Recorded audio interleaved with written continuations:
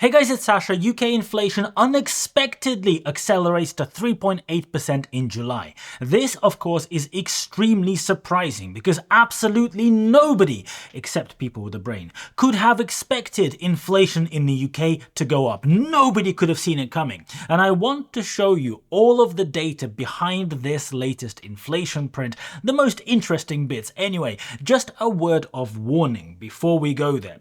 This latest data from the government comes with an absolutely outrageous amount of gaslighting by the Office of National Statistics. So if you are easily offended by your government just flat out lying to you, or you don't like random guys on YouTube showing you the data that proves the Office of National Statistics is full of shit, well, maybe you should go and read whatever Rachel Reeves said on Twitter instead. How weird is that?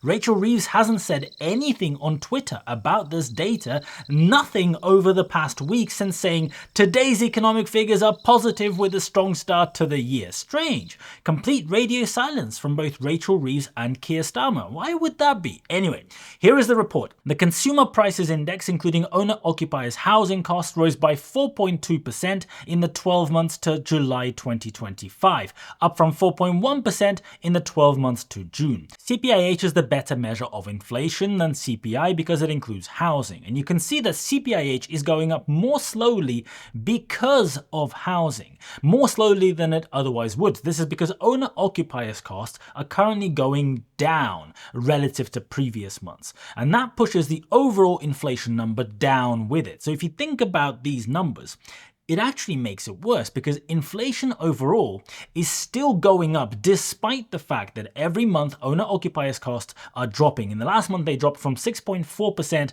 to 5.5%. There are a few different reasons why owner-occupier costs are going down. None of them are particularly good. First, the Bank of England is busy cutting interest rates, not because inflation is going down. Inflation, as we've just seen, is actually going up. But the Bank of England is cutting interest rates because they are anticipating a financial slowdown or a crash, and they are trying to soften the impact when that happens. And as the Bank of England is cutting interest rates, mortgage rates have come down a bit, which is part indirectly of owner-occupier costs, although the yields on long-term UK bonds continue going up, which will exert upwards pressure on mortgages despite the Bank of England rate going down. And this is a sign that the market thinks that the risk of UK economy collapse is increasing.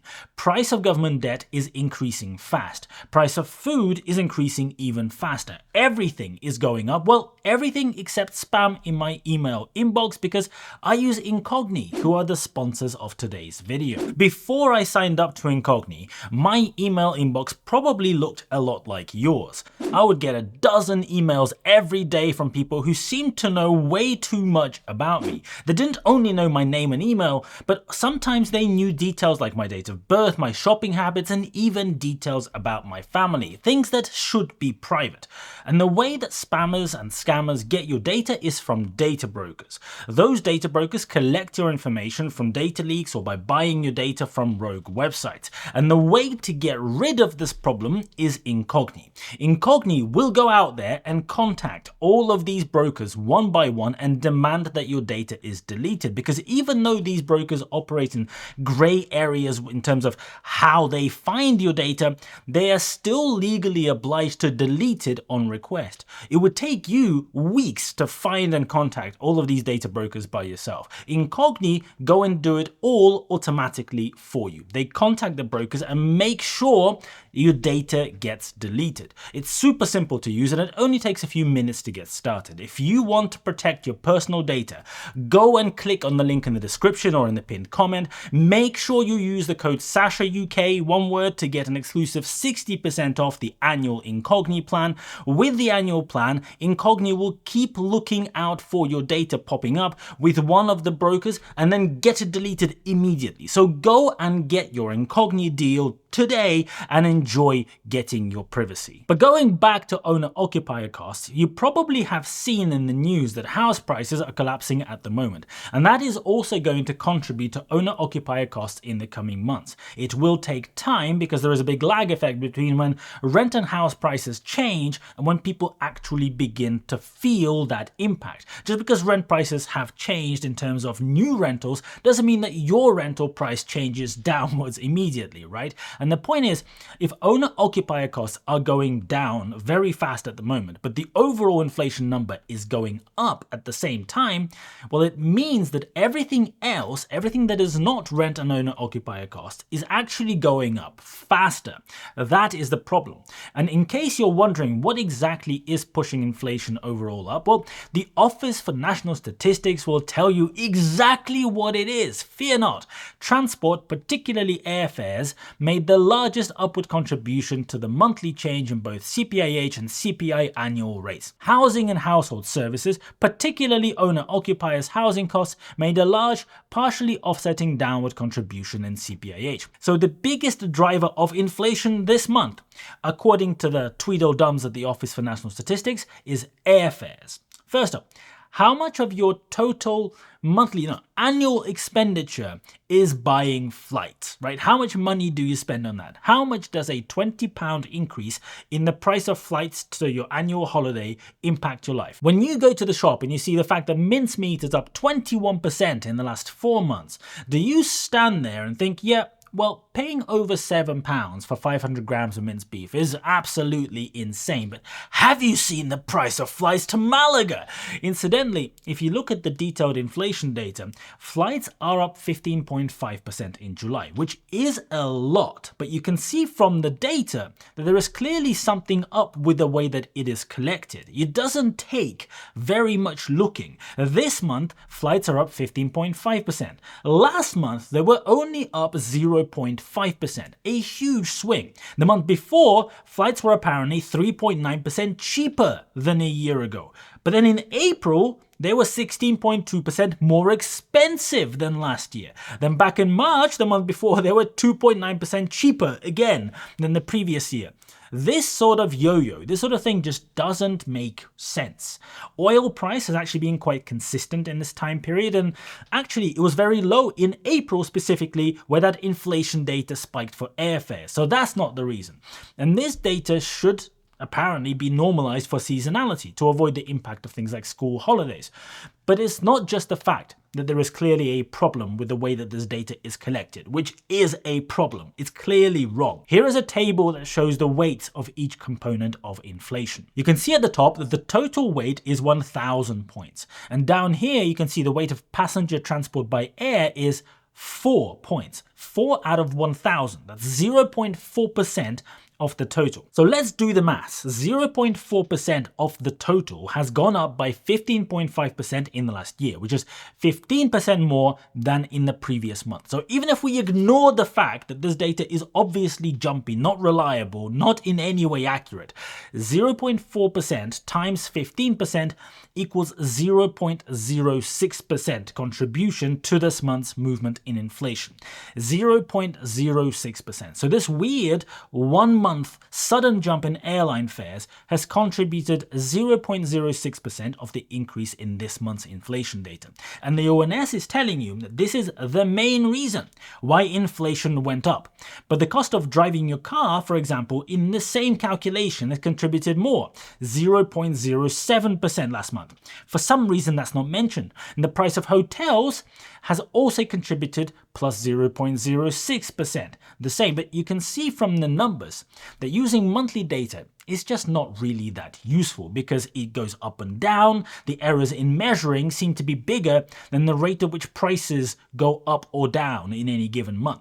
If you look at the 12-month figure, it's a lot more obvious. The total annual rate of inflation is 4.2%. 0.06% of that comes from airplane tickets going up. Food inflation is contributing about 6 times more, 0.37%. Non-alcoholic beverages are contributing more. Cigarettes are contributing more. Price of rent and mortgages is contributing way more. Electricity is contributing a lot more. Gas is contributing more. Council tax is contributing more than twice as much as airline fares. I think you get the point. The reason that we have a problem with inflation in the UK is not because airline fares went up in July. The reason is because in April, the tax on businesses for employing people went up by a huge amount. A minimum wage went up by a huge amount. The government is doing everything in their power to poke sticks into the wheels of businesses to make it harder and harder to operate, submit more and more pointless paperwork. Minimum wage for younger workers went up by an even larger amount than the average. The reason that we have high inflation is because business rates are going up at an astronomical rate, especially in the hospitality industry, because they're tapering off that reduction from 2020. Businesses have been trying to adjust, but they just have no choice. Prices have to go up just to cover the growing costs. Looking at the report, let's look at the non-discretionary items. Let's look at the things that you have to spend money on, where you have no choice, right? Not things like furniture and vinyl records where, you can choose not to buy them this month, but things like food, up from 4.4 to 4.6% in the last month. Inflation is increasing. Non-alcoholic drinks up from 5.7 to 8%. Inflation increasing. Water supply not up because prices for water only go up once a year, but it's still up 26% compared to a year ago. That's insane. Council tax also doesn't go up every month because it goes up once a year, but it's up 5.4% in the last year, more than inflation on average. Electricity and gas have jumped from 6.8 to 9.2%. The core essential items that you cannot choose not to spend money on are all exploding in price, every single one. This is a big problem that is hiding in this data. Things that you don't have to buy are doing the opposite because nobody has the money to buy them. TVs, for example, are down in price. Negative inflation. Replacing your 5 different types of cutlery in the cutlery drawer with one beautiful new matching set, well, that's down in price because nobody wants to spend money to do that. Random small electric household appliances down 22% in the last year after already being down 15% in July last year compared to the year before. Clothing inflation sitting at around 0% for exactly the same reason. You can tell very clearly from the data what is actually happening out there, how people are doing their spending decisions. And a lot of people are pointing fingers at the Bank of England, right? Because the Bank of England has reduced interest rates again recently. A lot of people are saying that that is a political decision. They are trying to help the government maybe, or reduce the price of debt or whatever. You see, inflation is going up, so the Bank of England should not be cutting interest rates because inflation is now at 4.2% and the official Bank of England base rate was dropped to 4% at the last meeting. It's now lower than the rate of inflation. But here is the thing. If I was the Bank of England, I would be doing the same thing. In fact, I would be maybe reducing rates even faster because the Bank of England is not only there to manage inflation, they're also there to manage jobs, they're also there to manage the economy. And if you've seen what's happening with jobs and the economy, they are doing extremely badly at the moment. And the way to improve them with the interest rate is to reduce the rate. At the moment, inflation is going up not because there is excess demand. It's not like 2021 and 2022 when the big inflation spike happened. People are not queuing up to spend their money that the government has just printed and given to them. Prices are going up because the government has chosen to screw businesses with tax increases and force a higher cost of hiring people even though the economy is stagnant. If anything, demand for products where consumers have an actual choice of whether or not to buy those products is dropping. We can see it in the data. So the Bank of England base rate has very little to do with inflation at the moment. You don't just sit there going, well, last month I chose not to pay my council tax, and this month, well, Bank of England dropped their rates, so I might as well. Businesses are not putting prices up so that they can go from making lots of money to making even more money. That's not what's happening. Businesses are putting up prices because the alternative for them is to go bankrupt. The Bank of England base rate is irrelevant in that equation. The reason why the Bank of England is reducing interest rates right now is because they can see what's happening with the economy. They are reducing rates to try and soften the blow whenever it comes because of how bad things are getting. They can see jobs evaporating. Maybe the crunches later this year, maybe next year, I don't know, but whenever it happens, they are trying to prevent a repeat of 2008 and 2009, or at least mitigate the crash so that it doesn't hit as hard. Remember, go and try out Incogn if you want to protect your privacy, like me. Get your 60% off by using the code SashaUK, link in the description and in the pinned comment. Go and do it. Thank you so much for watching, and I'll see you later.